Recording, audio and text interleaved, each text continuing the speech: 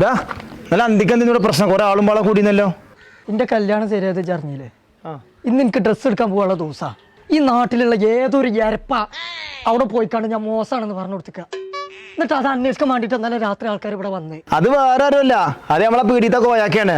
ഈ നാട്ടിൽ ഏത് കല്യാണം ആ പീഡി വരെ വരുള്ളൂ, അതിനപ്പുറത്തേക്ക് വരില്ല. അത് ശരി, അതേനില്ലേ നന്നായിന്റെ മയ്യത്ത് ഞാൻ എടുക്കണ കല്യാണം പറയാൻ വന്നതേ കാരം നമുക്കറിയാം. അപ്പോ ഞായറാഴ്ചയാണ് എന്റെ കല്യാണം. നേരത്തെ കൂട്ടിയാണ്ട് പോകുന്നുണ്ടോ?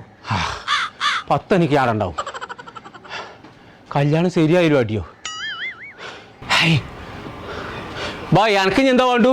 ആട്ടണ്ട ആട്ടണ്ട അറിയാം, അതിന്റെ മോലല്ലേ, അന്റെ വാപ്പാന്റെ മോലൊന്നുമല്ലല്ലോ. ജഞ്ഞു ആട്ടും. ആഹാ ആട്ടണ്ട. നാട്ടുകാരുടെ അടി ഇത് കിട്ടിയത് പോരാഞ്ഞിട്ട് ഇനി ബംഗാളികൾ വരണം.